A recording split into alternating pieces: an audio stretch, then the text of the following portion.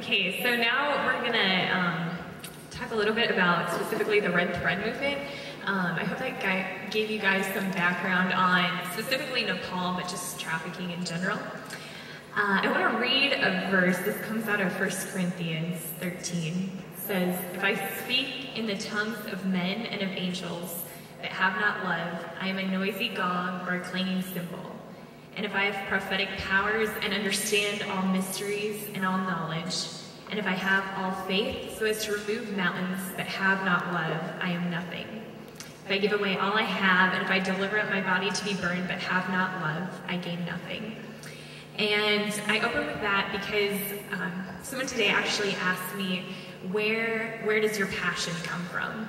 And I had a really quick answer for them, but it was just off the top of my head, and it wasn't honest. And so when I really sat down and thought about where does my passion come from, like where is the passion for the Red Thread movement, why do I do it? It came back to love, and it's God's love for us, God's love for me, and then our love for other people. And so that's the root of this, and if there isn't love, then none of this is even worth anything. So on that note, I also think it's neat that in Song of Solomon it says that love is stronger than death.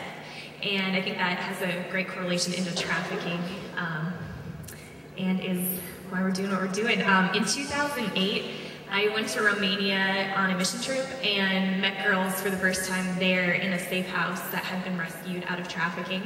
And it was my first exposure. I had heard of trafficking before, just briefly, but didn't know a lot about it, and had never met anyone personally trafficked. But seeing those girls face to face, I mean, I was 17 at the time, and they were my own age, and just seeing girls who should be in school with me, but here they are in Romania in a safe house because they had been trafficked into sexual slavery, like that just really hit me as being really personal and really made it real to me. I was sad about the issue, but I didn't really know what to do about it after that. So I went back to high school and did my thing there. But I felt like God just continually was laying trafficking on my heart, like specifically sex trafficking, and that somewhere down the road, I was supposed to do something about the problem of sex trafficking.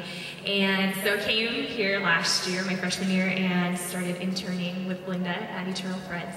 And started learning more about Nepal specifically because she works in a couple countries around the world. And another girl and I from ACU, we were unloading a shipment of bracelets one day. And a lot of what Eternal Threads is great, but it's not really affordable for students. And so we were unloading bracelets and we're like, wouldn't it be cool if we could sell something to students so that they could get involved and like have an investment in Eternal Threads and in this mission. And so we're looking at the bracelets and we're like, why don't we sell bracelets? And that's kind of where the idea first started. And we told Linda and she was totally on board. So then we decided we were specifically going to sell them to benefit the girls in Nepal.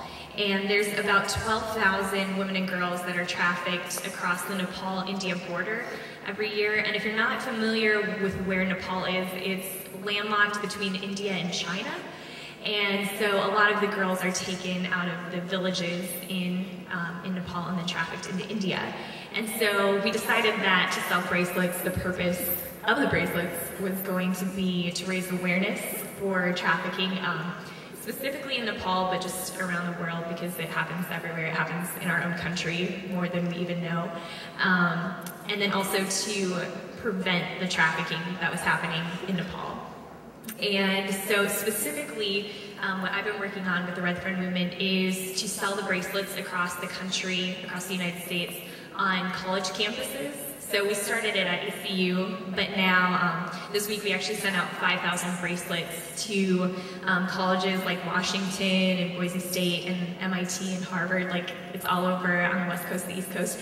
And so they're taking the bracelets and selling them, and we ship them a ton of bracelets, however many they think they need. And then they sell them on their campuses and raise awareness about trafficking. And then they send us back the bracelets that they don't sell. So it's like kind of like a Mary Kay situation, like where you give them the product, they sell it, and then it just kind of continues from there. we've been working also with the Coca-Cola Foundation, which is kind of how we decided to start selling them all across the country. I was a Coca-Cola scholar my senior year, and so there's a bunch of students in different colleges that have been selling the bracelets. And so that's kind of the raising awareness side of things.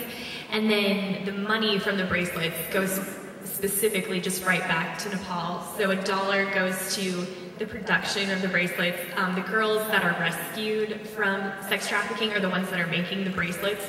So the bracelets that you wear are actually made by girls that have been trafficked, which I think is really personal and a good reminder to wear that on your wrist. So $1 goes to pay them to make those, and then for the raw materials and shipping, and then $2 funds the border units, which they're units along the Nepal-India border that stop girls before they're taken across the border, and they're manned by women that have been previously trafficked, so they know what to look for in traffickers because they've experienced it. And so if they see anything suspicious, if they see a girl being taken over by a man that she doesn't have a marriage, well, she might be married to him, but if they see anything suspicious, then they stop the girls at the border before they're taken to the brothels. So it's a preventative measure. And then if it's not safe for them to go to their villages, they're taken to the safe house, which is what Rachel was talking about. And so it's the girls in the safe houses that are making the bracelets. And that's where they're, I guess, given freedom. They're given sustainability and income, a way to make money, and that's with Eternal Thread's mission there. And then they're told about Jesus Christ and freedom in Him, you know, freedom from trafficking, but also just freedom in salvation, which I think is the most important thing.